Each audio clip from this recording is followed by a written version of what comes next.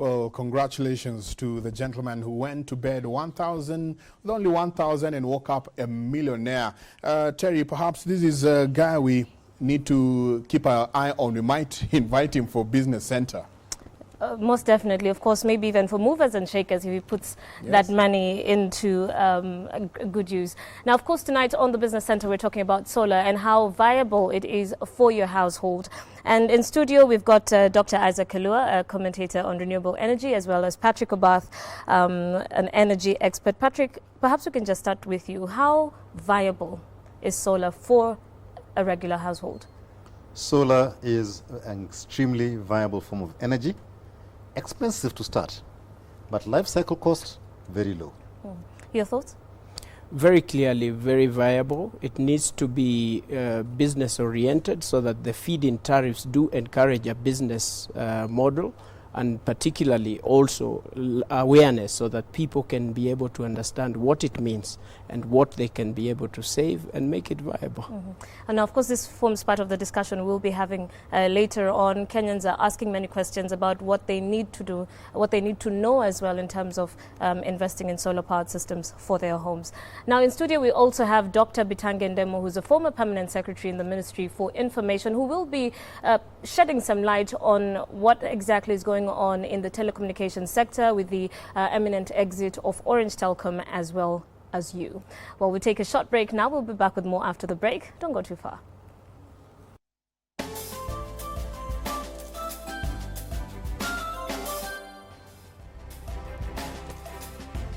Welcome back. You are at the Citizen Business Center. Now, tonight, we are shining the spotlight on solar energy, taking a keen look at the pros and cons of going solar. But before we delve into the panel discussion, let's take a look at some quick facts that you might have not known about solar energy. Now, did you know that the amount of solar energy that falls on the Earth's surface is 40 minutes equal to the total annual global energy consumption? Let's put that differently. That's 27 years worth of worldwide energy consumption equals only 1 day's worth of solar energy hitting the Earth.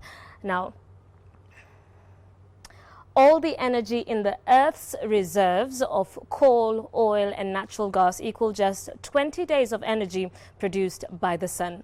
Only 1% of that solar energy is used to generate power. Now, in 2013 alone, let's look at that. In 2013 alone, China produced 7 times Kenya's total installed electricity capacity from solar power. However, Germany is the world's leading producer of solar power, with its generation capacity on solar power currently standing at close to 36,000 megawatts, or about 24 times what Kenya produces from all sources of electric power.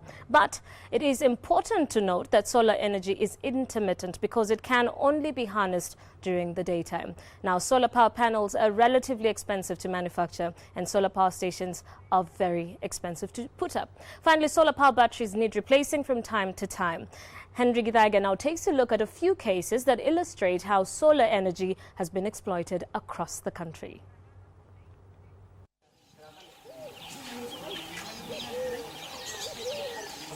This is Starbaj Secondary School in Wajir County in northeastern Kenya. The school was founded in February 2011 as a boarding school to serve the county's largely pastoral community. The school's founders were, however, confronted with a challenge unique to this region. Northeastern Kenya is largely not connected to the national power grid. To surmount this challenge, the school, through the support of the government's economic stimulus program, opted to go the solar power route.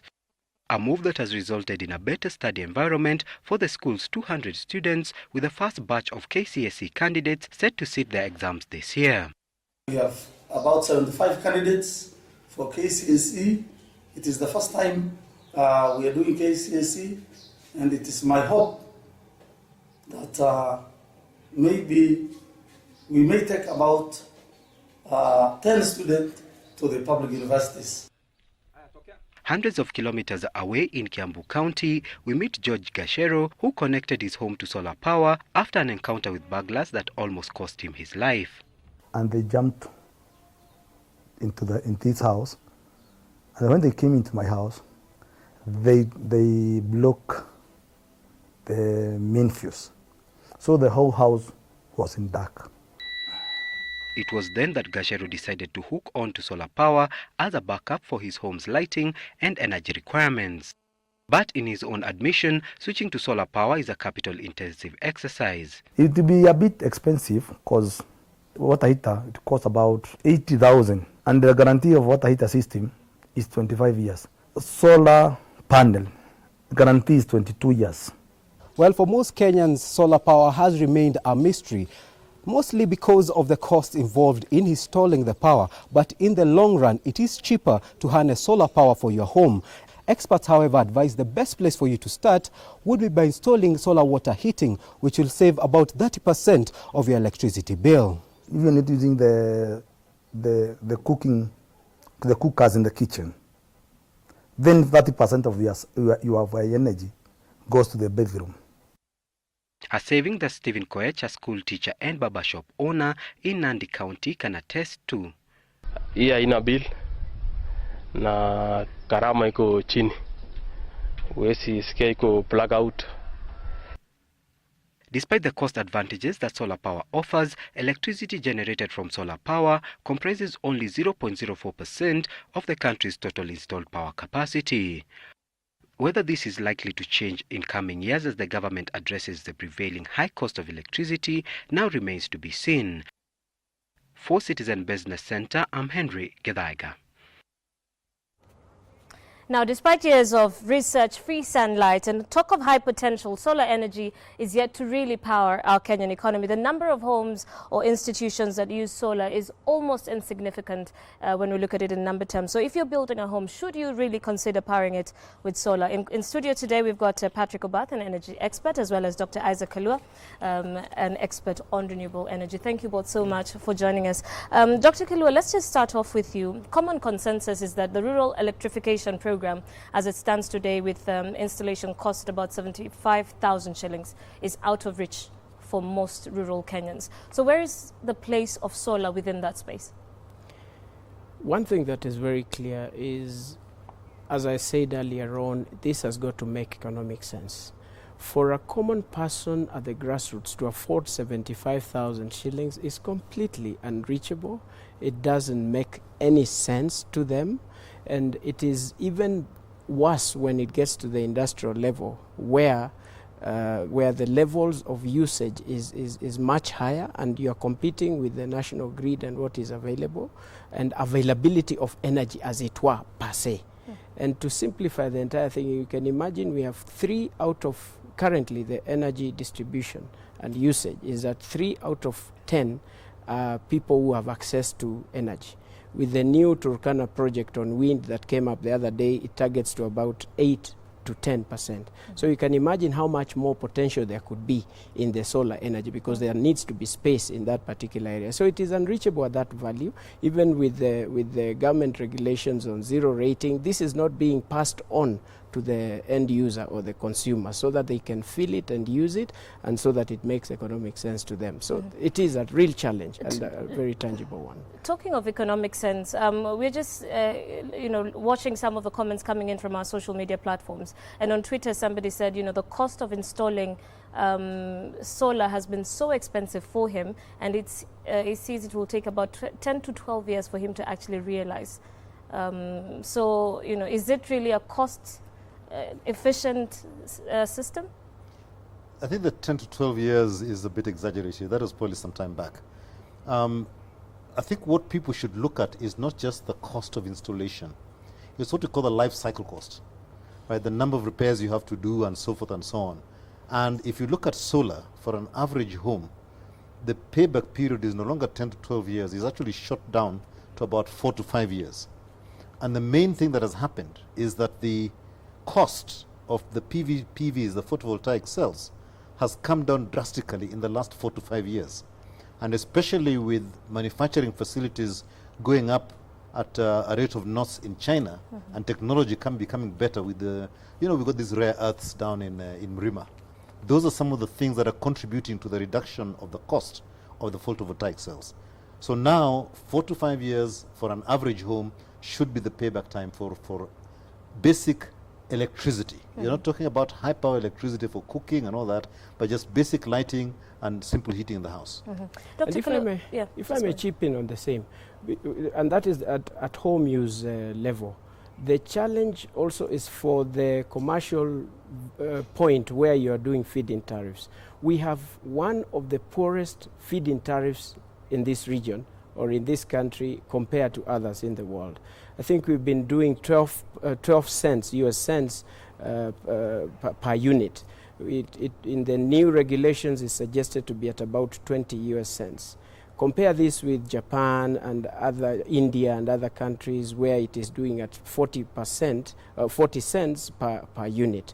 The challenge and the opportunity here is for the government to look at an opportunity of bringing up the value of per unit to the feed-in tariff so that it's a self-regulating system, so that depending on the economics of it, you increase that value, and then after the technology catches up and after the people who are coming into the business over time do come in, then you slowly start reducing this so that it's a self-regulating system. You have more people using this because there is a very big opportunity. You may need to know that in this region, Kenya particularly, we have 4 to 6 kilowatts per cubic meter. That amounts to so much. And you can imagine if we only went 10% of this, then we would be in our country. The potential is so high so that we have 350 megawatts per every year for that particular region. If we did 20%, then we're already doing 700 megawatts, which is half of what we are currently using. So the opportunity is definitely I'd big. like to rope in some of the comments coming in from our social media platforms where somebody's asking, what are some of the things that I need to think about before thinking of solar? Well, the location, and that this is one thing for sure. And you see, the most important thing is that this is mature technology. You are not reinventing the wheel. This is something that has been, so you've just given us figures in Germany, what is being used in other countries. So it is doable. It is getting the right standard of what can be used in this particular place. The challenge, first of all, is that you have to buy the batteries in a different place, you have to buy the panels in a different place, the servicing is a challenge, the efficiency is almost zero, you cannot replace some of these things. So these are some of the things that you have to consider. And the Ministry of Energy, they're doing a good job. Given what they are, the potential is only bigger of what that can be used, and they have a website that is giving all this information. So consideration is the cost, consideration is efficiency, consideration is the economics of it, so that you're creating a business opportunity compared with what is being offered by other service providers, and particularly Kenya Power and Lighting in this particular case. Yeah. Let's look at some of the technical bits. If somebody already has electricity, what are the chances of having a hybrid system where you have solar and maybe Kenya Power to back you up? If you have an existing installation in the house, unfortunately, you have to remove it. Because if you look at the wiring and the kind of lights that you use, they're completely different, because you're talking about either a 12 or 24 volt system, DC system in the house, direct current, compared to a 240 volt system for the rest. So you'd have to change that and put different kinds of bulbs, and then you would have a battery pack that when you've got generation of electricity during the day, you are storing it, and then you can use it at night as well. And then all you have is the mains to actually just back you up in the event that you have a day when you don't have enough sunlight. But by and large, most parts of Kenya, you can get away with about 90% using solar and 10% getting a backup. I'd like to, you mentioned location, and just before you chip in, somebody mentioned on Twitter, yeah, you people are talking like this solar thing is really good, but what about the people in a place like Limuru? Let me say this, first of all, just to chip in what my colleague, Engineer Bath, has just talked about. It is possible to have a total off-grid system, one that is a combination of wind and solar, and therefore having that as the main provider in your home. And then the second one having a backup of a generator, and you even have Kenya Power and Lighting as your third backup This is possible. It's happening. There are homes that are operating in this country, and this has also been tried in other places. Of course, so that kind of a system is doable. Limuru, to answer your question, is also doable, and that is now the combination of what you can be able to get. Let me also mention that there is a system in UK, the cold parts of the world. There is the rays and there is the heat. And therefore, it is a system that has been tested elsewhere. It works. It's not just a matter of the sun that you see. It is also the efficiency of the system that is being applied in this particular system. So this is doable. You should not be looking at just a particular place. My place is very cold. It's not just the sun that you see. The heat, the rays, and all this come together. But at the end of it is efficiency. I think you have to think a little bit beyond just solar. When you're looking about the energy needs of a house, or of a unit like that, people have got to cook, they've got a whole host of other things. And as Dr. Kolo quite rightly says, there are other things that you can put in. And one of the most neglected ones that can actually supplement solar power is actually using waste, vegetable waste, human waste from a house to generate gas, right? And that takes a lot of the heavy heat that you use for cooking and stuff like that, which would normally, a photovoltaic system will find it difficult to give you the kind of power you need for cooking, unless you've got a fairly big system. So if you combine it with things like biogas to take the heavy loads, then effectively you can have a completely self-contained system. And I think biogas is another one that you can put on, because you can use that also to generate electricity when you don't have light. So I think for this country, when you go solar, you should also think of having a hybrid integrated system, because we are blessed with a lot of vegetation, we eat a lot of good food, and you've got vegetables and other waste. Let's put all that together, and effectively you can have a completely self-sufficient house energy-wise, and within 4 to 5 years, effectively you'll be having free energy. And I think that's the key thing that people have got to remember. It may cost a bit to start off with, but within 5 years, it will cost you nothing. Okay. We spoke earlier about the government's plan to, the government's plan for every house that consumes about 100 liters of water per day must have a solar heating system. Is that a must for now? Is it in the law? This is a regulation, the solar regulations that was done in 2012. It is directing that every home that is using over 100 liters of heated water must now implement a solar system. So this is, you see, and I like looking at, from my environmental point of view, I like looking at business opportunities. Tell a Kenyan to conserve environment, you'll be left alone. Show them opportunities to make money, they will all go that direction.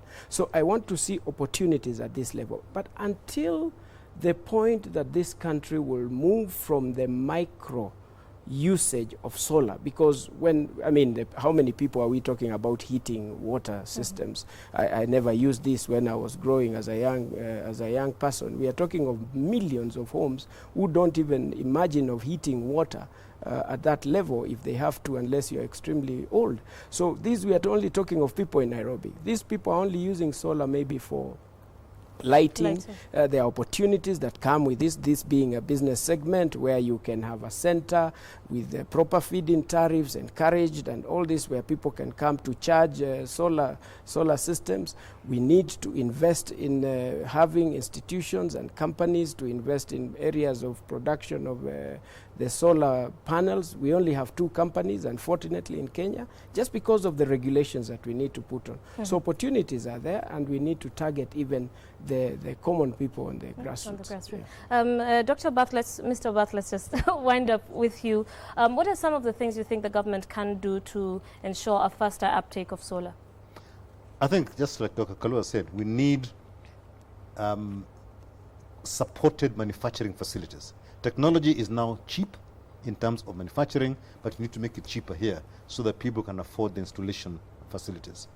I think secondly, they need to begin enforcing some of the regulations that actually exist now. And the building regulations that were issued recently, what we just talked about, requires all buildings of a certain size to also have as a minimum for heating water as a requirement.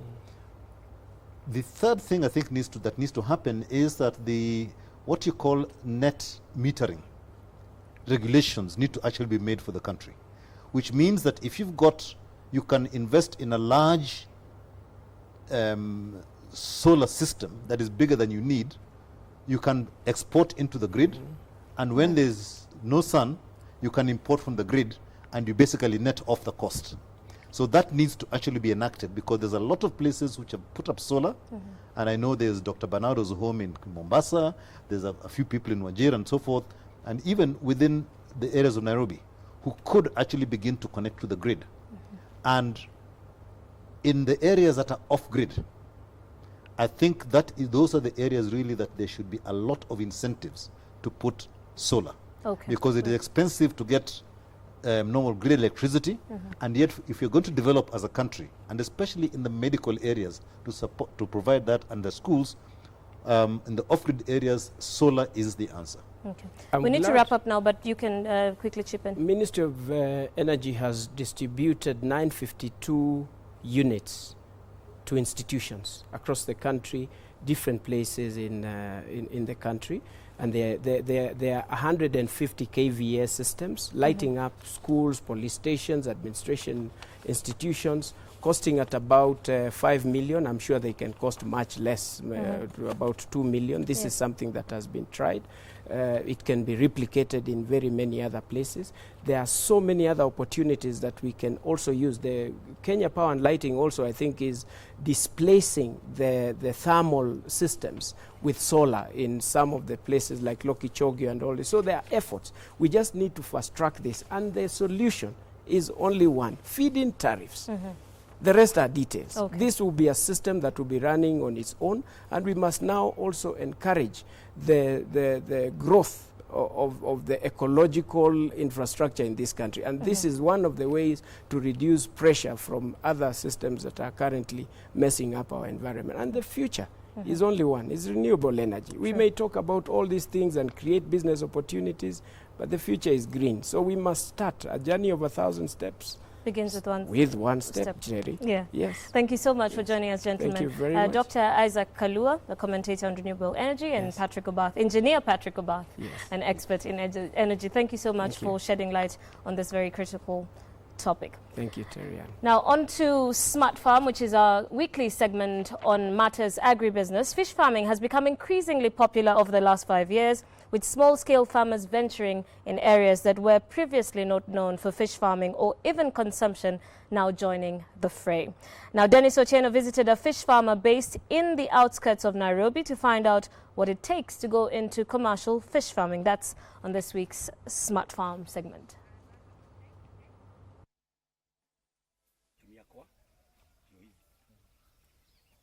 Meet Peter Mbogwa, a pastor who has always loved farming.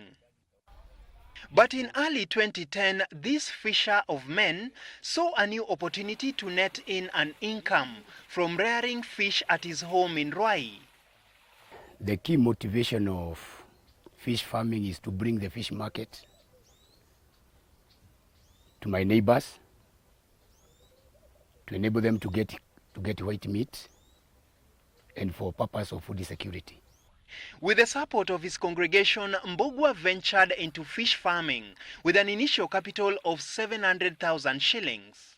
When I started fish farming, I had no technology of digging a fish pond.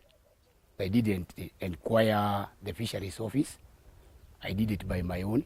I went to Sagana, I came with the figurines, I stocked them. After a few months, they became overcrowded.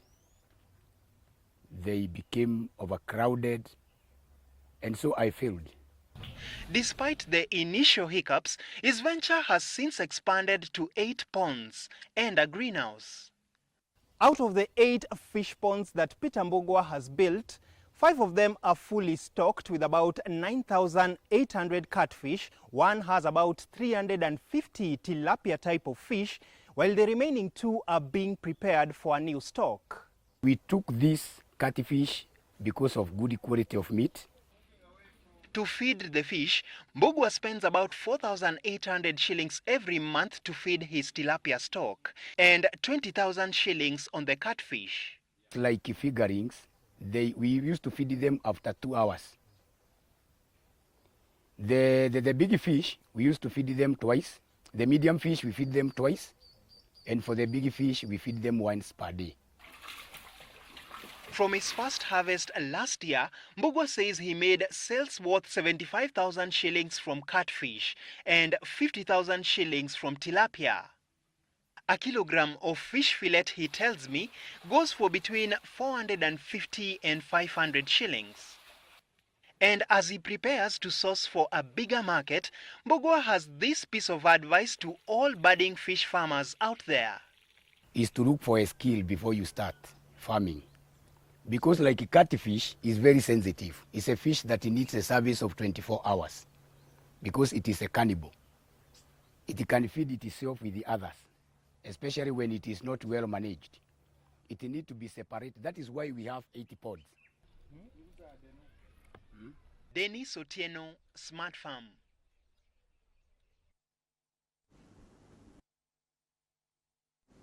Let's turn our attention now to this week's mega deal, and what else to look at than what was happening in Turkana this week, and that's the Turkana Wind Power Project. Now, of course, the Lake Turkana Wind Power Project is located near Loyangalani in Marsabit County on a space of 40,000 acres of land. Now, that particular wind energy plant will comprise 365 wind turbines to generate 300 megawatts of electricity, which is about a fifth of what Kenya currently produces. Now, this week, the mega project entered a new phase after receiving funding to the tune of 76 billion shillings from a consortium of financiers. Now, the project is scheduled to kick off in June this year for completion by the year 2016.